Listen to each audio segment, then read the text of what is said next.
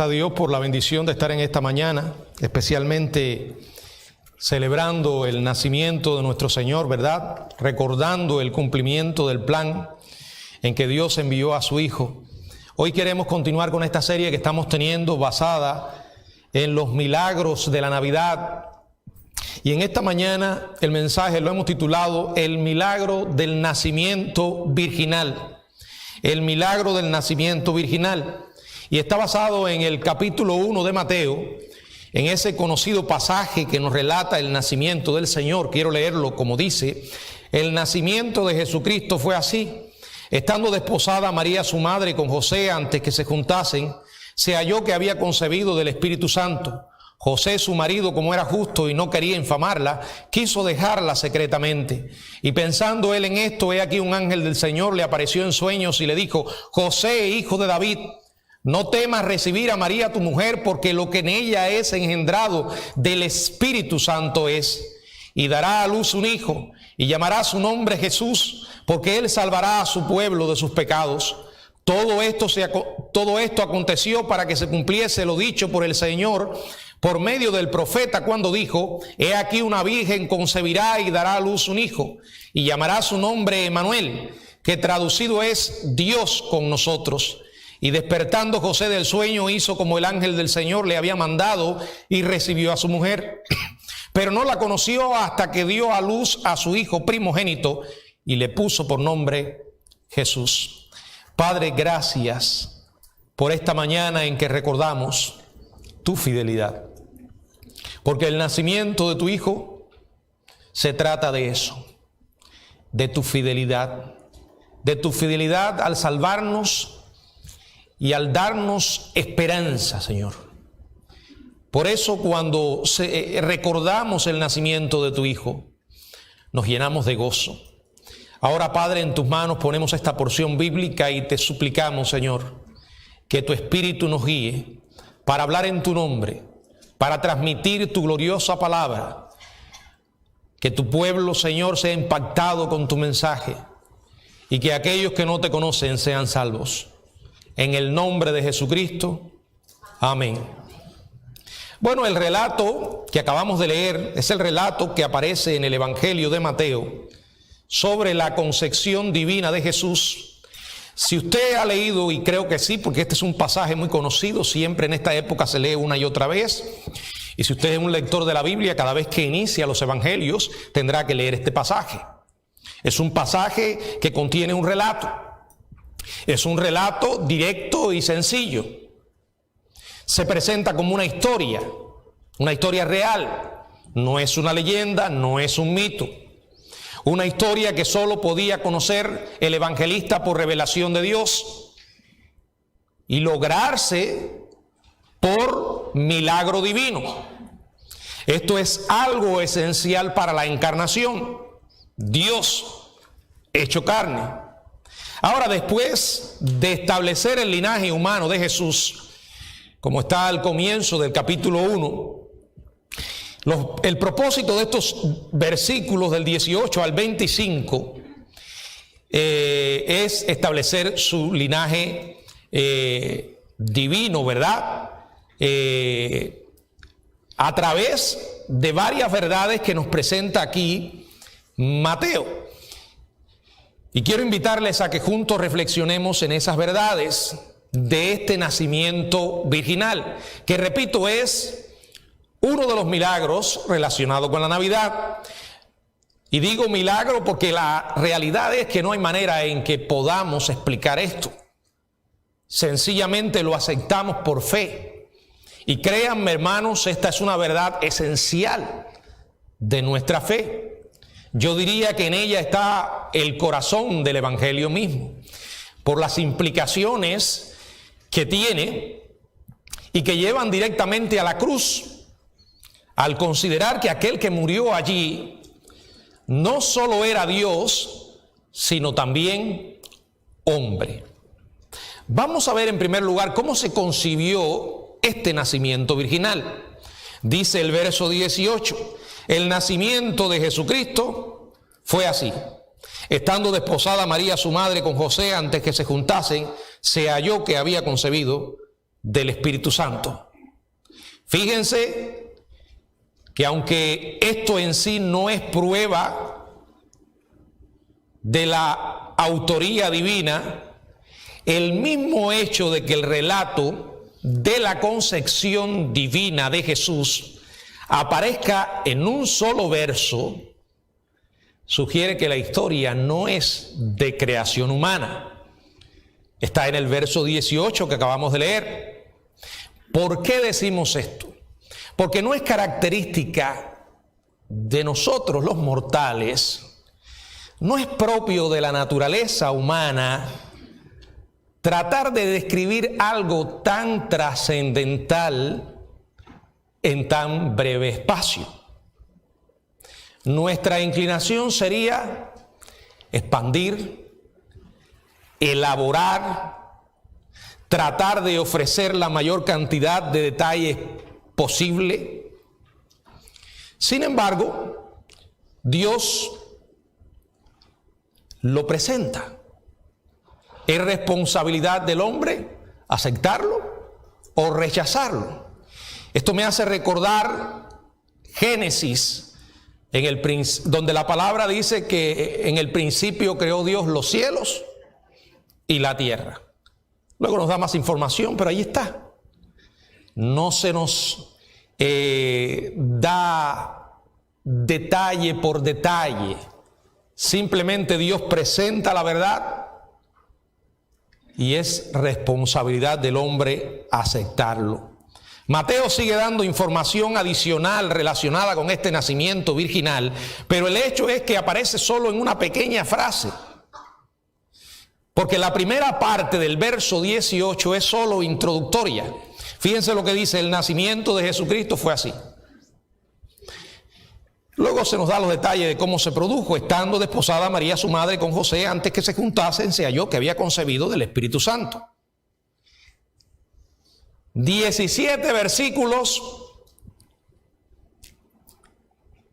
indican la genealogía humana de Jesús, pero solo parte de un versículo su genealogía divina. Es un elemento interesante. Dios presenta la verdad. Miren, si esta fuera una historia ficticia de fabricación humana, créanme que no se hubiera presentado de esta manera. De hecho, cuando estamos frente a alguien que está tratando de inventar una historia, se lo voy a decir en otra palabra, un mentiroso, y quiere que le crean, una de las características de la gente que miente es que se detiene y trata de dar demasiados detalles, como para que le crean. ¿No ha visto eso? Cuando usted está delante de alguien a quien usted le hace una pregunta y comienza ahí a darle vuelta y a dar y a decir, sospeche con razón. Aquí simplemente se presenta la verdad. Es un milagro. En su divinidad, el Espíritu Santo vino sobre María, y esto solo afirma el hecho con autoridad. Repito, una historia de fabricación humana exigiría mucho más material con la intención de convencer. Dice la palabra que fue María el recipiente de la presencia del Espíritu. María era una mujer piadosa, que fue sensible y sumisa. Si pudiéramos definirla en una palabra, obediente. La grandeza de esta jovencita fue su obediencia.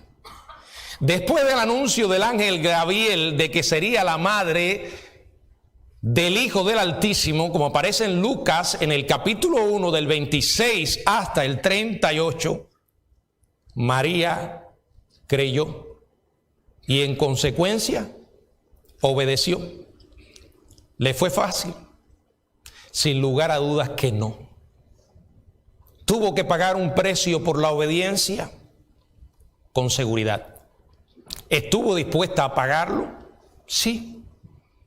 Porque en cierta manera de ella se puede decir lo mismo que de Abraham, ¿verdad? Creyó, ¿verdad? Y obedeció sin importar las consecuencias.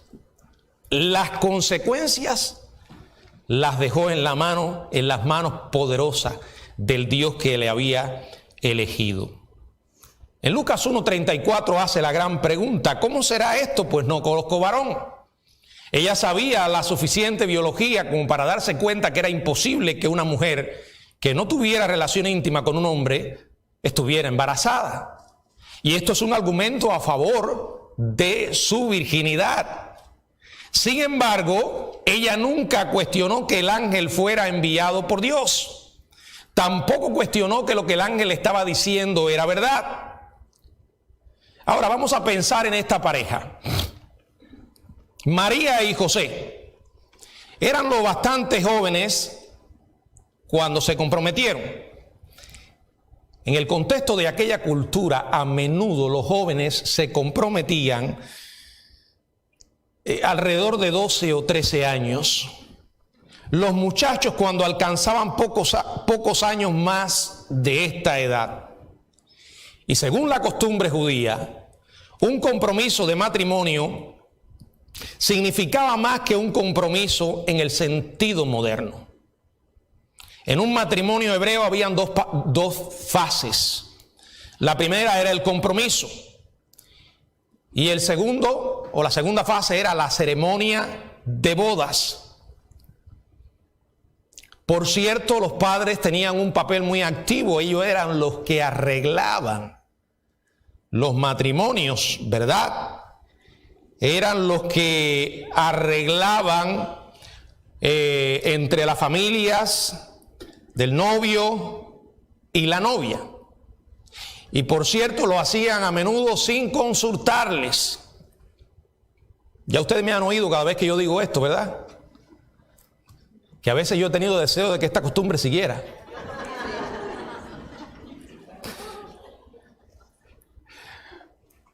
Pero no es así, ¿verdad? No es así. Se hacía un contrato y se sellaba con el pago de la lote o precio de la novia, que era pagado por el novio y su familia al padre de la novia. Esta etapa era la que se llamaba el desposorio, y ese compromiso era tan vinculante que aunque no habían unido sus vidas íntimamente, o sea, no habían tenido relaciones sexuales todavía, el hombre y la mujer comprometidos estaban legalmente casados. Aunque era frecuente que la ceremonia y la consumación no se llevaran sino hasta un año después. Ese periodo del compromiso o del desposorio era un periodo de prueba y además de demostración de la fidelidad de ambos. Durante ese periodo la novia y el novio por lo general tenían poco o ningún contacto entre sí. Hay que aprender de la historia. Hoy los noviazgos de nuestros días han ido perdiendo su objetivo en gran manera, ¿verdad? José y María no habían experimentado contacto sexual entre ellos. La Biblia es clara cuando dice que esto ocurrió ¿qué? Antes de que se juntasen. La pureza sexual es prioritaria en la Biblia. En ambos testamentos, en el Antiguo y el Nuevo Testamento. Yo sé que este es un concepto impopular hoy, sobre todo en esta sociedad tan saturada de sexo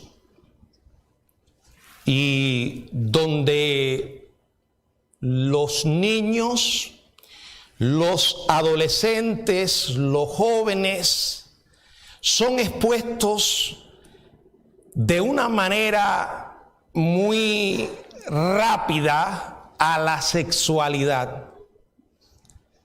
A lo mejor usted como padre mira a su angelito o a su angelita y dice: pobrecitos, están viviendo en un mundo tan malo. Es cierto. Eso es cierto. Pero esto que quizás digan no sea cierto, no es cierto. ¿Cuánto le falta por aprender? Probablemente a la persona que le falte aprender es a usted como padre. Porque en estos tiempos las criaturas saben más de lo que nosotros sabíamos a su edad. ¿Saben por qué? Porque muy pronto son expuestos a todo tipo de información, incluyendo las informaciones sexuales. Y esto nunca ha sido bueno. No, porque esta sociedad es perversa y maligna, que está bajo la influencia del padre de las tinieblas. Y créanme, el sexo creado por Dios para ser ejercido en un ambiente de santidad y dentro del matrimonio es una fuerza que ha sido dañada y fuera de los límites que Dios ha establecido, se convierte en una fuerza destructiva letal. Por eso hoy hay tantas personas con las vidas prácticamente destruidas, porque fueron lanzados a una sexualidad pervertida muy pronto. Por eso hoy tenemos una sociedad que a la luz llama tiniebla y a la tiniebla luz. Por eso hoy vemos a tantas personas que, alejados de las verdades de Dios, intentan crear sus propios conceptos de la familia, la sexualidad. Hermanos, esas son abominaciones. Y el que un pecado sea muy popular por la cantidad de gente que lo practique, no va a cambiar jamás lo que Dios ha dicho. Y el ideal de Dios para el hombre y la mujer siempre ha sido la santidad sexual. El sexo es bueno, sin lugar a dudas. Dentro del matrimonio, exactamente. Fuera del matrimonio es pecado. Ellos todavía no habían tenido una relación íntima. Y esto es un testimonio que protege contra la acusación de que Jesús nació de otro hombre. Como muchas veces circulaban los chismes en aquella época, María tuvo que aguantar esta humillación. Pero no solo María, José, y no solo José, el propio Jesús. Una vez los endemoniados fariseos le dijeron: nosotros no hemos nacido de fornicación. En otras palabras, tú eres un bastardo. Tú eres el que tienes una historia oscura. Sin embargo, esa virginidad de María, que por cierto, la Biblia dice que era virgen. Y hoy la palabra virgen para algunos es como una mala palabra.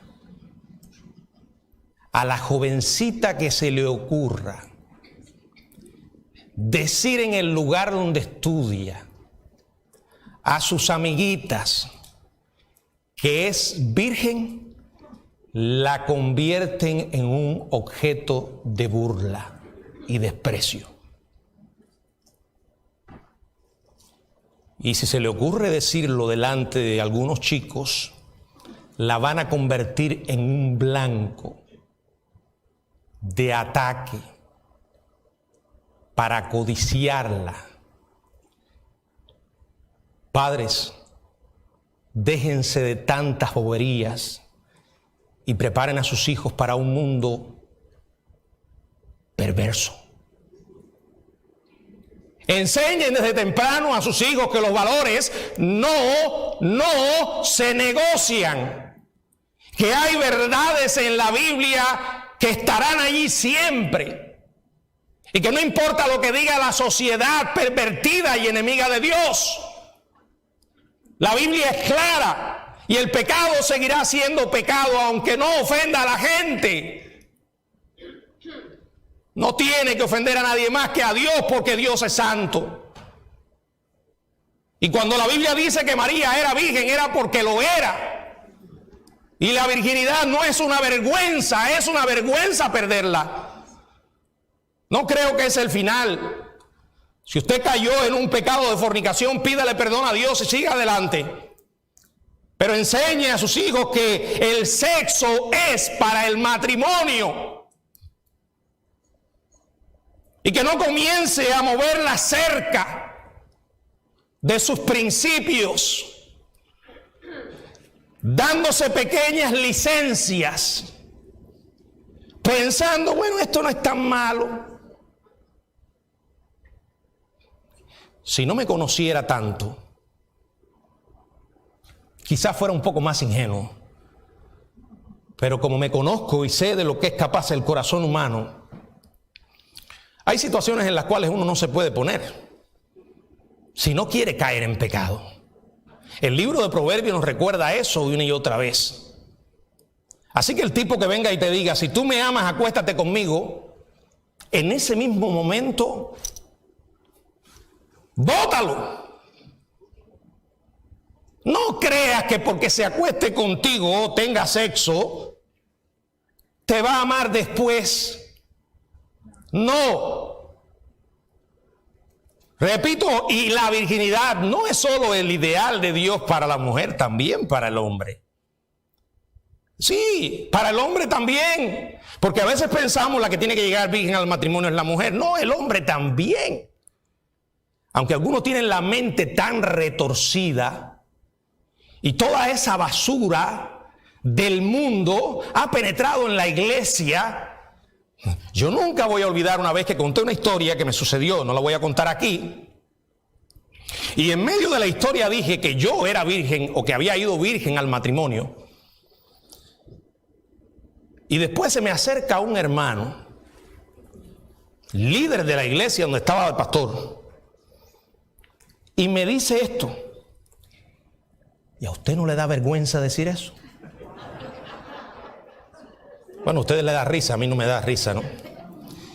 Me dio dolor pensar que alguien pueda tener ese concepto. Le dije, no, lo que me daría dolor decir lo contrario. Porque el ideal de Dios es ese. Ahora que hoy en día la sociedad se haya alejado tanto, no quiere decir que Dios ha cambiado.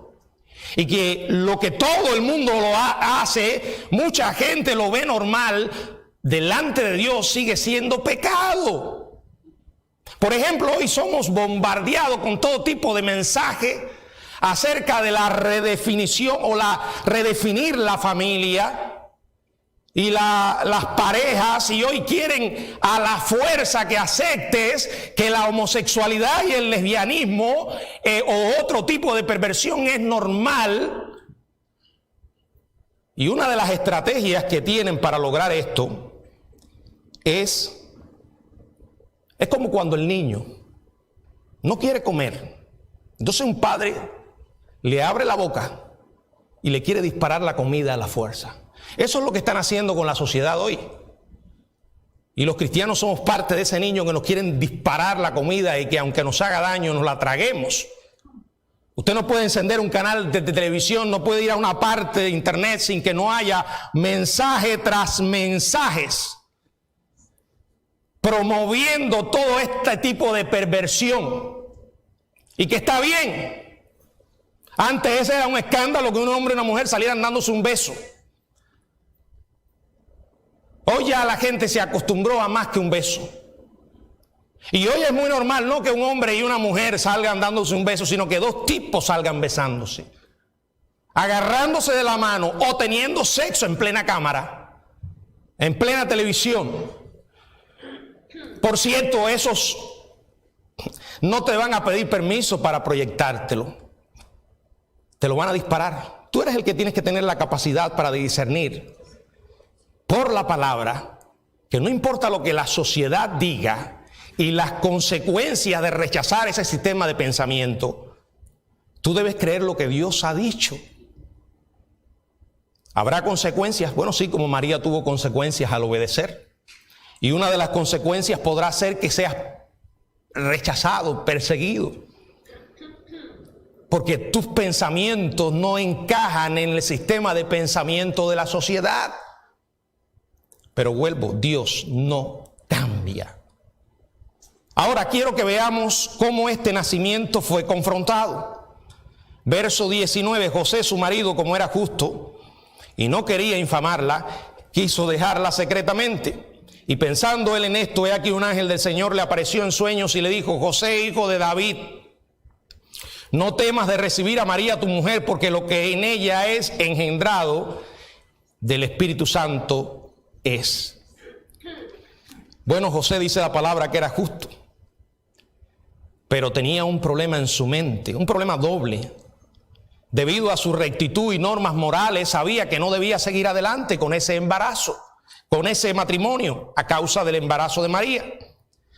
Él sabía que no era el padre de la criatura y supuso que de una manera muy natural la joven había tenido relaciones sexuales con otro hombre, pero amaba a esa joven.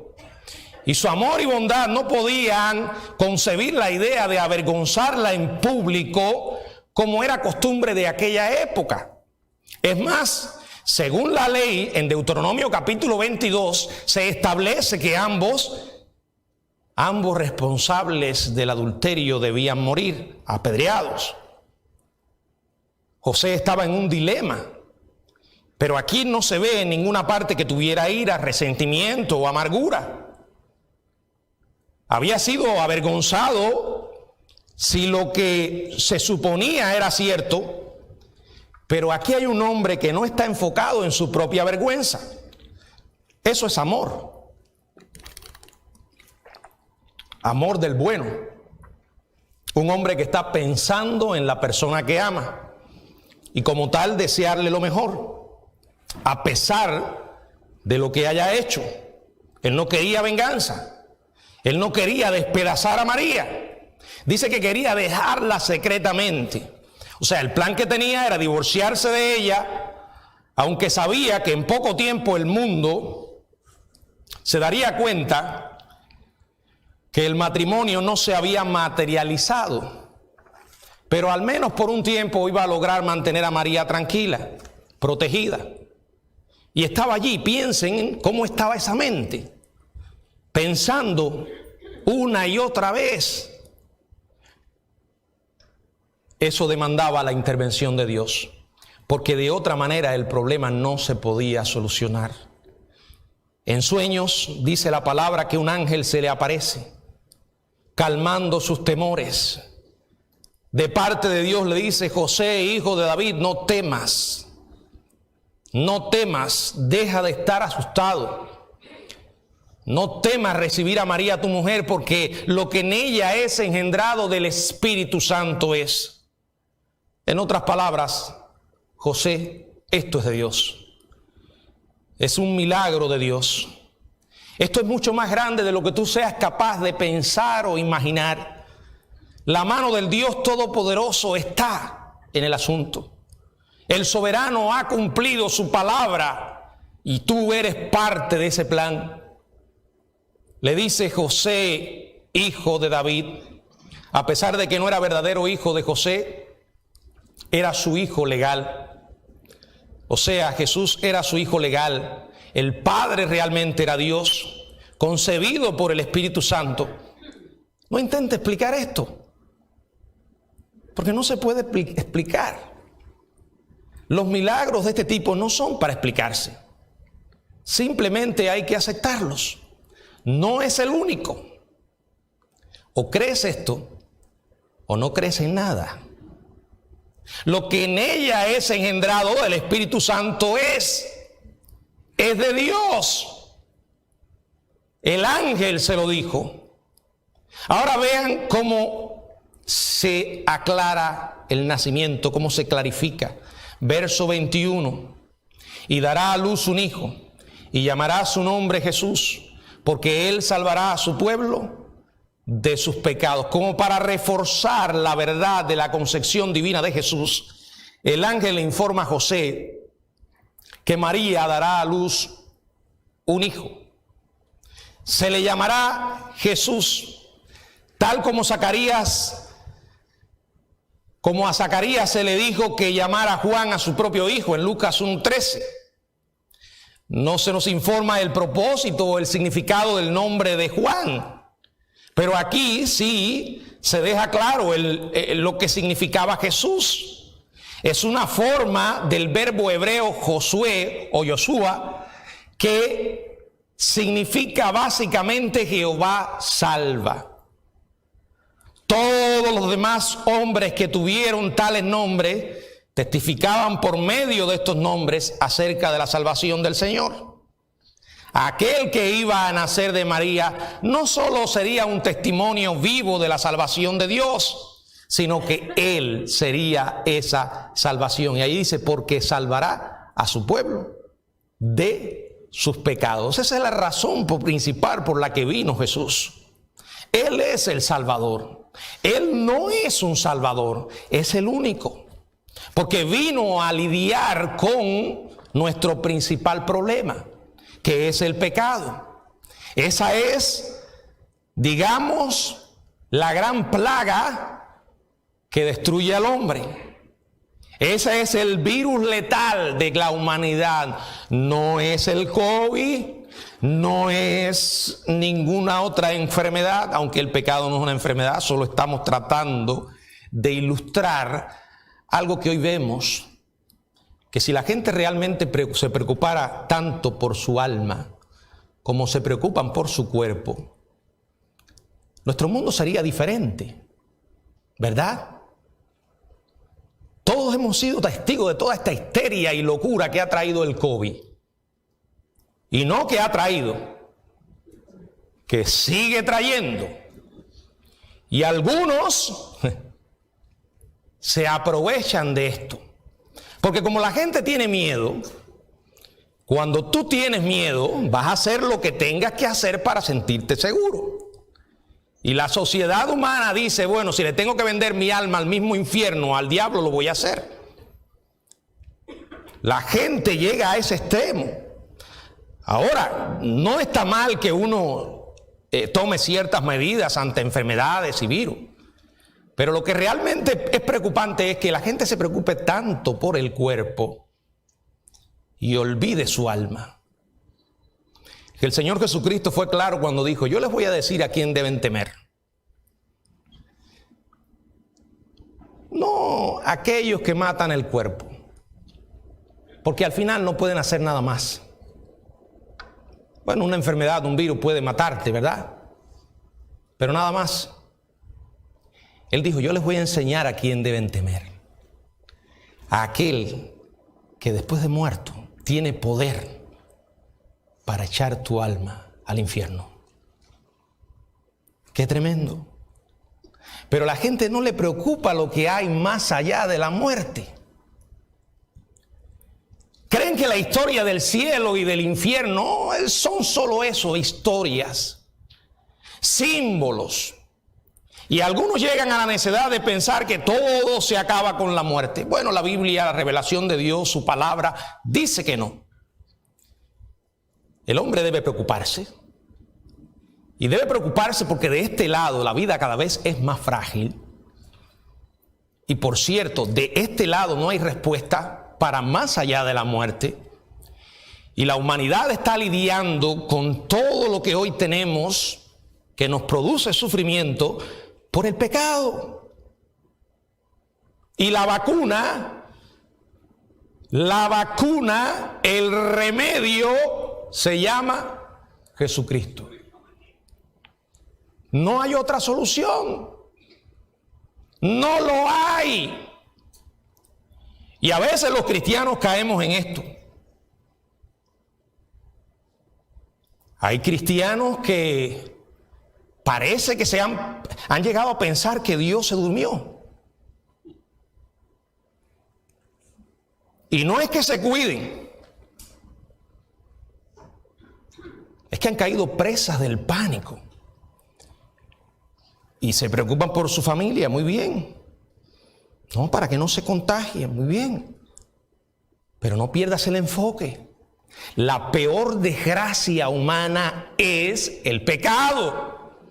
Si usted no lo cree y está mirando en otra dirección, usted ha perdido el enfoque. Y un día le tendrá que dar cuentas a Dios. Hoy millones y millones de seres humanos se van al infierno todos los días. Y no con la esperanza de salir de ese lugar, porque cuando van allí no hay esperanza.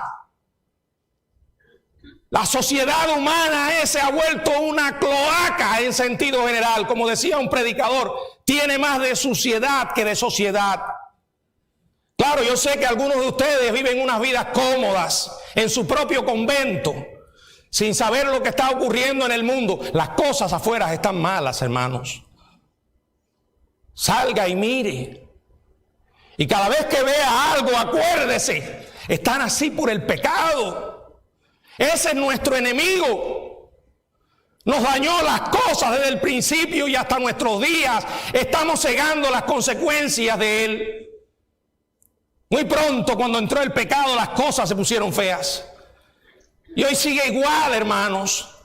La gente vive esclava del alcohol, de las drogas, del sexo. Hay personas que sus vidas literalmente las han destruido.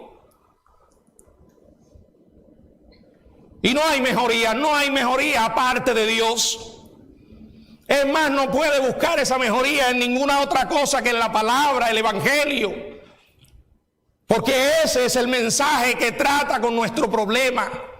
Por eso dice la Biblia que Jesús es el Salvador.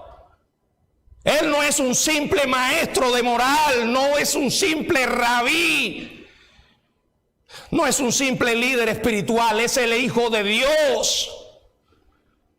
Dice que salvará a su pueblo de sus pecados. Yo sé que cuando viene un terremoto usted se quiere salvar. Si logra saber que viene, o un huracán, o si sabe que un edificio está a punto de derrumbarse, bueno, hay que hacer algo. O si por el camino por el que vas puedes caer en un abismo, tienes que desviar la senda. Cuando hay un peligro, la gente quiere salvarse. Hay un peligro más grande de lo que la gente cree. Pero no hay salvación fuera de Dios. Por eso no puedes llegar a creer más en los hombres que en Dios, más en las noticias que en la Biblia. Y la pregunta es, ¿qué haces hoy para remediar ese mal? Porque el remedio está en nuestras manos, nos llegó del cielo, está en la Biblia. Y la gente necesita desesperadamente oír ese mensaje. Y qué dolor siento cuando veo tantas personas que tienen la oportunidad de decirlo, que ocupan púlpitos, cámaras de televisión, redes sociales, tienen miles y miles de seguidores. Y cuando usted los escucha, están oyendo boberías.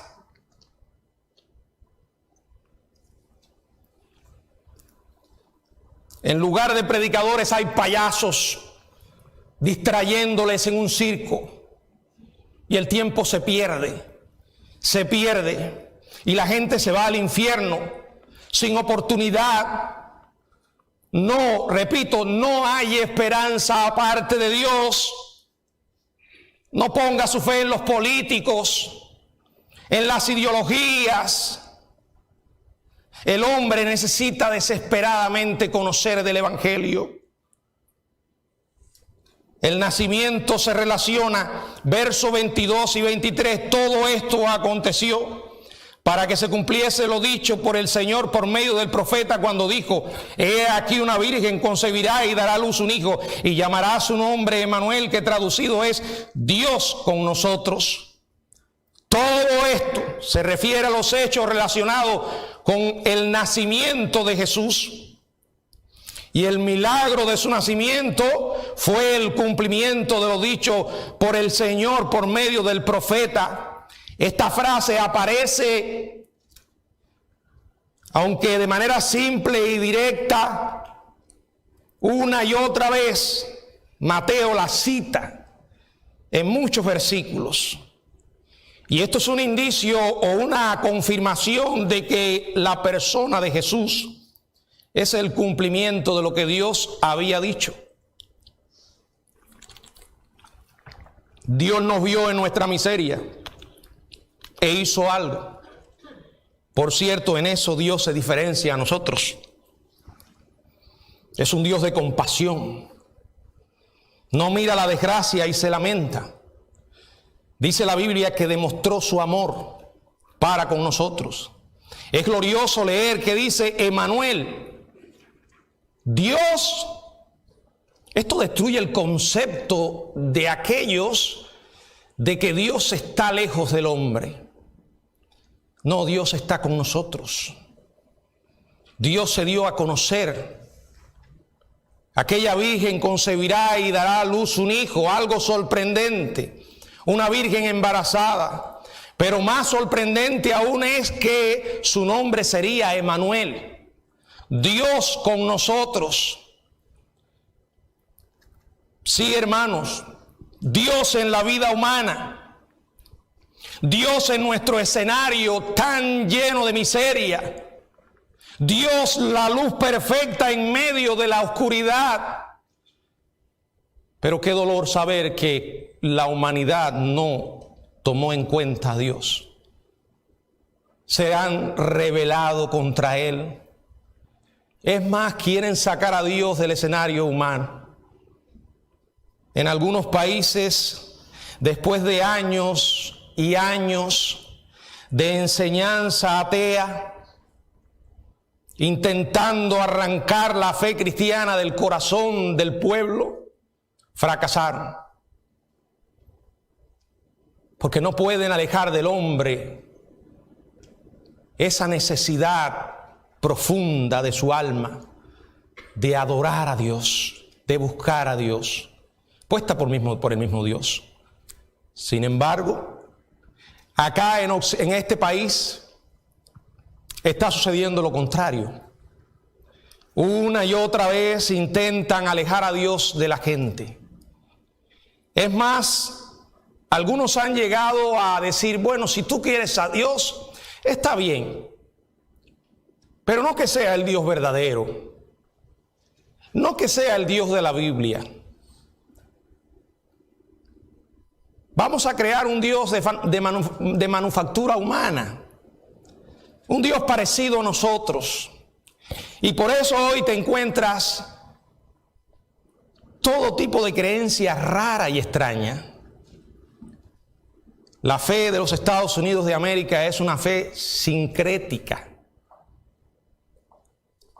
donde cabe todo. Y para la gente Dios es cualquier cosa menos el Dios que se ha revelado en la Biblia. Hay gente que se acuerdan de Dios cuando tienen problemas, mientras no tienen problemas ni lo mencionan. Y cuando tienen esos problemas dice, bueno, ¿y dónde está Dios? ¿Dónde está Dios? ¿Por qué Dios no hace algo? ¿Por qué Dios no hace algo en naciones que han estado sometidas a dictaduras durante años? Como si la población fueran literalmente justos. No estoy diciendo que las dictaduras están bien y que los gobiernos crueles están bien. No, Dios quiere que la gente no solamente viva en libertad espiritual, sino en libertad física, en democracias. Pero a veces una nación se vuelve objeto del juicio de Dios al permitir ciertas cosas. Porque al final ninguno de nosotros es bueno. La Biblia dice que no hay justo ni aun uno. Pero la gente entonces dice, bueno, ¿y dónde está Dios? ¿Por qué Dios no hace algo? Ya Dios hizo algo. Su solución ha estado entre nosotros hace tiempo. Lo que la gente no quiere aceptarla. Veamos el nacimiento consumado, verso 24. Y despertando José del sueño, también como un ejemplo de obediencia, dice, hizo como el ángel del Señor le había mandado y recibió a su mujer. Pero no la conoció hasta que dio a luz a su hijo primogénito y le puso por nombre Jesús, tal como se le había dicho. Ahora el verso 24 nos registra la obediencia inmediata de José. Pero no porque haya sido obediente y haya obedecido de manera inmediata fue fácil. No, había un precio. Piénselo. Esta revelación no la recibió el pueblo. La gente seguiría pensando que El hijo de María y de José, o el hijo de José no era hijo de él, era producto de una traición. Pero a ellos no les importó eso. Siguieron adelante con la obediencia.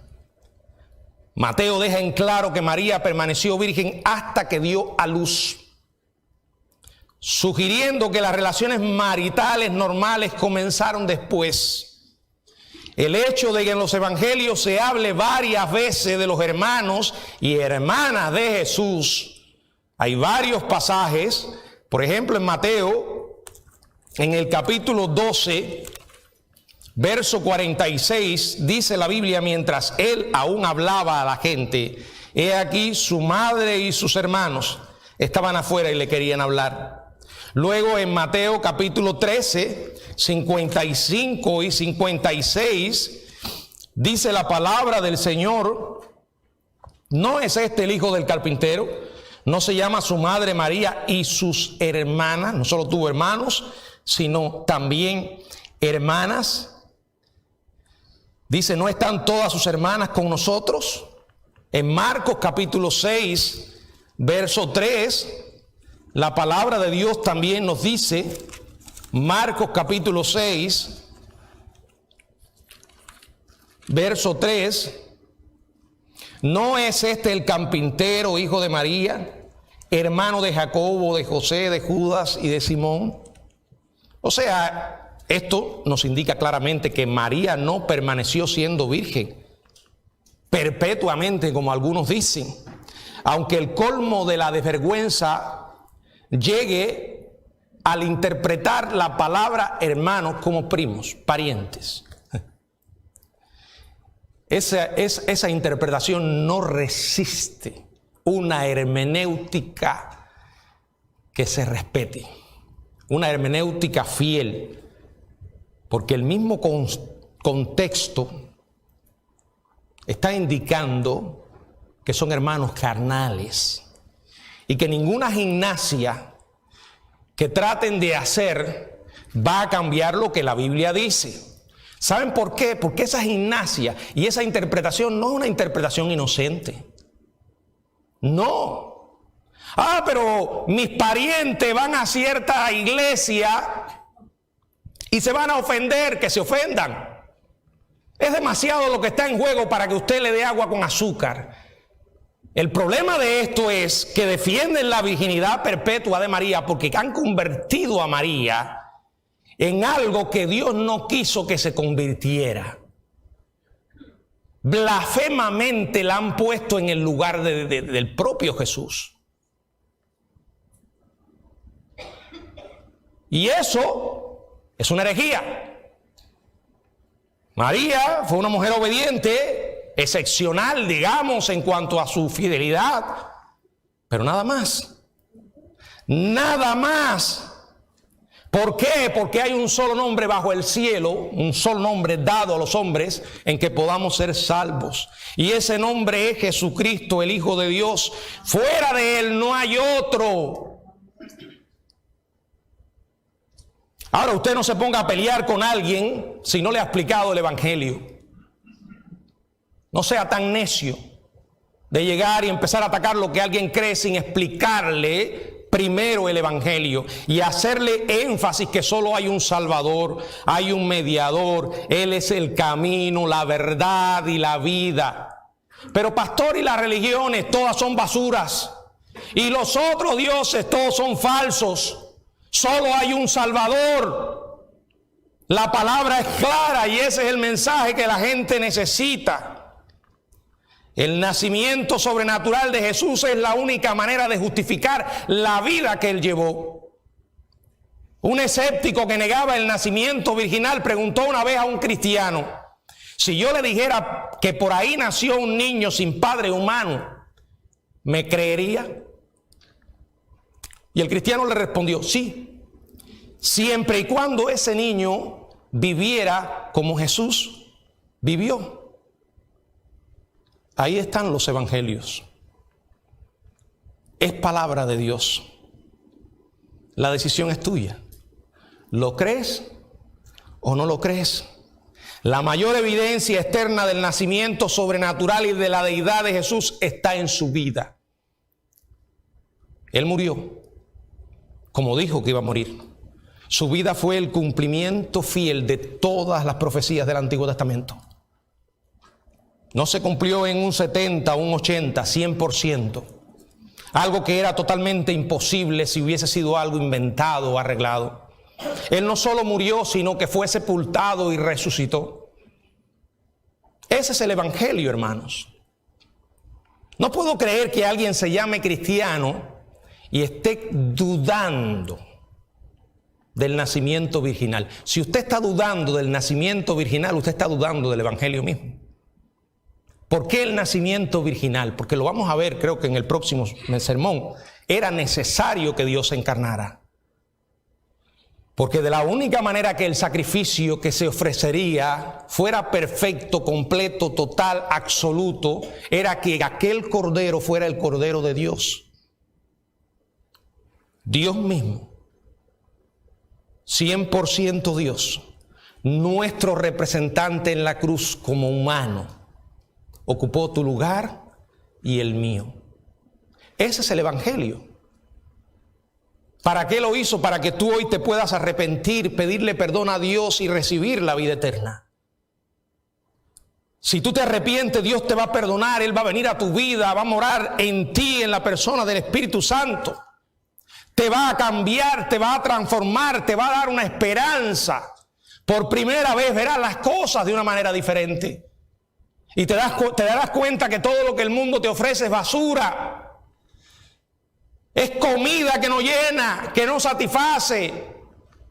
Jesucristo dijo: yo soy la luz del mundo. El que en mí cree nunca andará en tinieblas. Yo soy el pan de vida, yo soy el agua viva. El que de mí come no tendrá hambre, el que de mí bebe nunca tendrá sed. ¿Quieres probar a Jesús? ¿Por qué no lo haces ahora? No seas uno más de los miles o los millones, digamos, que en este mundo están viviendo en esta época perdidos totalmente. Perdidos. Tú puedes cambiar hoy. ¿Cómo? Pidiéndole a Dios que te perdone y te cambie. Hazlo ahora mismo, habla con Él. Dile que haga de ti una nueva persona. Que te dé la seguridad de su perdón y la certeza de su presencia hasta el último día de tu vida. Y hermanos, ¿nosotros qué? Yo oro y lloro para que la iglesia del Señor despierte, para que se dé cuenta del tiempo que está viviendo, para que tenga discernimiento para darse cuenta de lo perdido que está el mundo y que tú y yo podemos hacer algo al respecto. Tenemos la solución. Si hoy cuando llegas a tu casa te enteras que tu vecino se está muriendo porque necesita un medicamento, y cuando vas y averiguas qué medicamento necesita, precisamente es el mismo que tú tienes en tu casa. No, yo lo voy a guardar para cuando me enferme. ¿Te sentirás bien de esa manera? Sabiendo que hay alguien junto a ti que se está muriendo. Tienes que ir y decirle: aquí está el remedio. Ya yo lo tomé y funcionó en mi vida. Puede funcionar en tu vida. Es la seguridad, no es como la vacuna del COVID, que te da un 70% de seguridad y que después cuando aparece otra variante con cualquier letra griega, ya te empiezan a insinuar, tienes que ponerte otra. Por fin, ¿sirve o no sirve? Bueno, y si te la pones tienes que ponerte una máscara y no andar sin máscara. Pero ¿sirve o no sirve? Este es 100% efectivo. Porque está diseñado por la mano de Dios.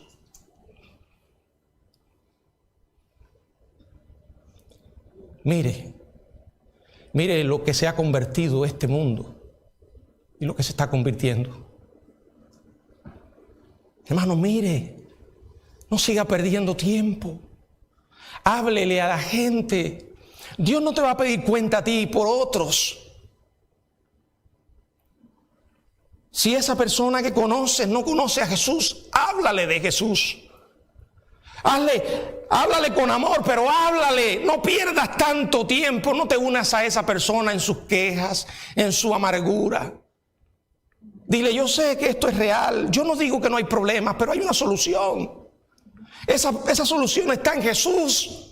Oh, cuando tú amas a alguien, tu corazón palpita. Solo de mencionar el nombre, tu corazón se llena de pasión. Pero Jesús le dijo en una ocasión a una iglesia, tengo contra ti que has dejado tu primer amor. ¿Quién es Jesús para ti hoy? ¿Por qué vienes a este lugar? Yo sé que algunos puede que lo hagan por hábito, otros ni siquiera les importa venir. ¿Saben cuánta gente hay hoy día del Señor haciendo todo tipo de cosas sin pensar en Dios? Y se dicen cristianos. Y se dicen amar a Dios. ¿Y dónde está tu pasión por Jesús? ¿Y dónde está tu amor por Dios y por su palabra? Cada vez que veo algo triste,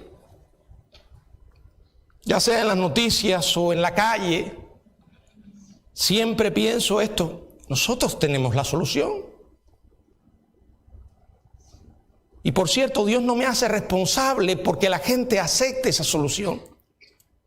Dios sí me hace responsable por decírselo, por hablarle. Un día te vas a ver cara a cara con ese que dices creer. No será si eres cristiano en el juicio ante el gran trono blanco, pero sí en el tribunal de Cristo. Y por cierto, no podrás decirle nada porque tus pensamientos están desnudos delante de Él. Sentirás vergüenza, dolor de haber sido tan infiel con lo que Dios te entregó para que le sirvieras, para que proclamaras su palabra. Si eso no te importa, te voy a decir esto: entonces tú no crees nada. Cara a cara espero verle más allá del cielo azul. ¿Verdad? Pero eso trae implicaciones. Aquí puedes que te estés pasando la vida inventando cosas y excusándote, porque puedes engañar a los seres humanos, pero Dios todo lo sabe. Y te vas a sentir delante del Señor como se sintió Pedro cuando el Señor le preguntó: Pedro, ¿me amas?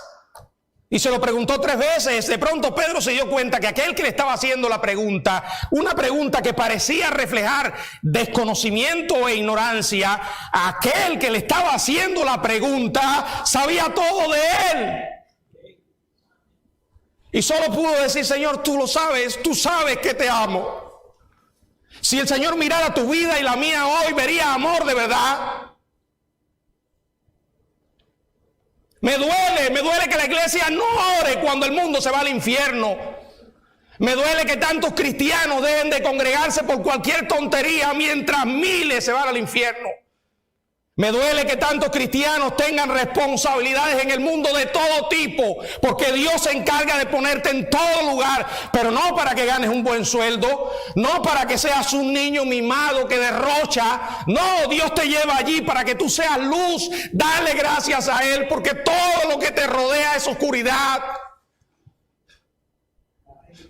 Agradécele que aunque sea difícil el lugar donde trabaja y la gente sea dura, Señor, yo sé que tú me traíste aquí por estas personas. Sé, Señor, que si me voy probablemente nunca más escuchen del Evangelio.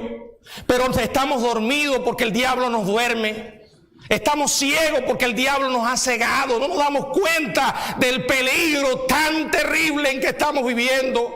Una sociedad que cada día se hunde más. Y hermanos, no hay esperanza. Sin Jesús tenemos que hacer algo, hermanos. Dejemos de jugar. Dejemos la mediocridad. Tengamos pasión por el Señor. Tengamos amor por Él. Y todo lo que hagamos, hagámoslo con un profundo amor a Jesús. No hay esperanza, hermanos. Créanme, no la hay fuera de Dios. Y tú y yo podemos hacer algo al respecto. ¿Lo vamos a hacer? Empecemos esta Navidad, hermanos. Que el Señor nos bendiga.